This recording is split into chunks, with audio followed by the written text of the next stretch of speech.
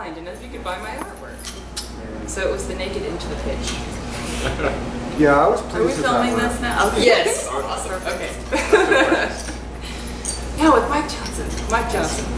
You've been with Ego for a year. Year October. Are you kidding me? October will be the year. Where have I been? Wait, Are you You were floating around in the ether. Who are you people? no, I meant to ask you. I really, I saw, I guess, at the beginning of one of the tours he started with them, or the tour, and I really liked the live drummer dynamic. Because, especially in this genre, a lot of it, even with electronic drums, it's like, guess what? This is the downbeat, and this is all the person's doing. And I've seen a lot of bands where the drummer, even if he has an electronic set, isn't actually playing. You get a lot of playback, and that's something I admired about you. We have a lot of playback, though. I mean, there's a lot of drum tracks underneath it, but him adding the live element over top of it really...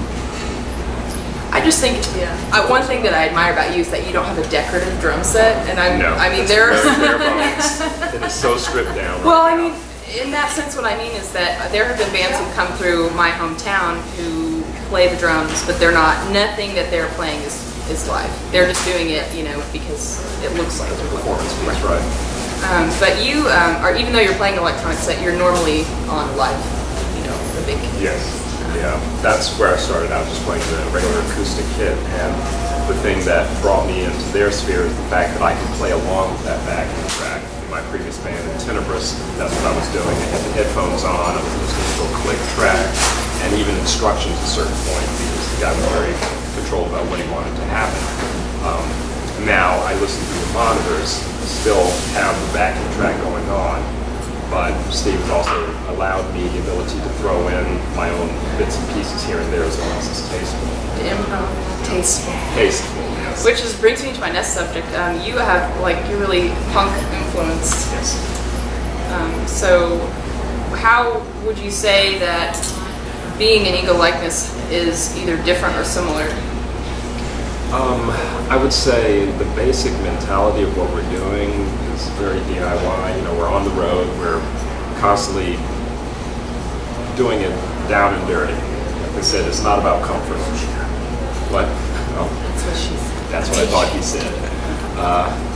And so that part really appeals to that sensibility. And it's been also great as a learning process to work both in this band and the previous one with the click track to strengthen my timing on things, just being able to hone in on that. And I don't know, it's definitely different because you're just not going wild on the drum set like you are in a punk band and time to be damned, you know, whatever. But yeah. But I love what I'm doing now, I really do. It's a great being with Ego. I love the music. I can actually sit down and listen to it over and over again. And it's a challenge because, for instance, this trip, the beginning of the drive, Donna said, "Steve, did you tell Mike we're playing these two songs?" And we realized, no, he hadn't. So in the band, I did. No, we did tell him. We warned him. That's rude. We warned him they were coming down the pipe for like a month.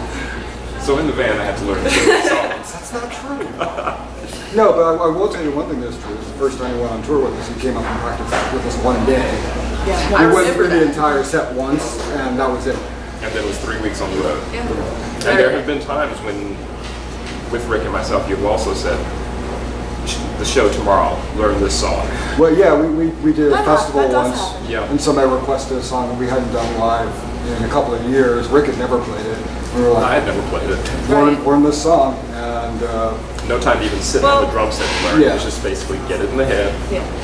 I think what that reflects, though, is that with the addition to the live drummer, which I love, I think that you guys are... I think that it has, regardless of the fact that Ego is mostly electronic, I mean, there's a really organic flow with all of it, and I think that's something that our genre lacks. And I keep saying genre, even though I hate genres, but really in the market, I guess, or whatever you guys want to say, is that even with the addition of the live drummer, I think it all flows really well and is really organic.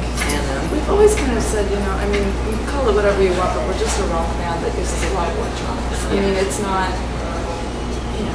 we like everything, so I think it would be silly to you know, this is kind of the scene that we are most familiar with, and I think that we click with very well. And you know, this has been a really supportive scene for us, so we kind of stick with it. You know, we grew up in it. Yeah, but I mean, it's, you know.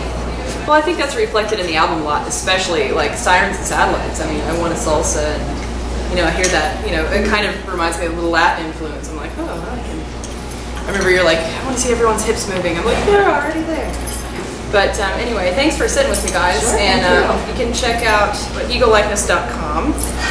And I'm sure you're on every social network known to man. Yes. I have shamefully fangirl watched you guys quite a bit, and I can't wait for the show. Thank you guys. Really appreciate it. Thank you.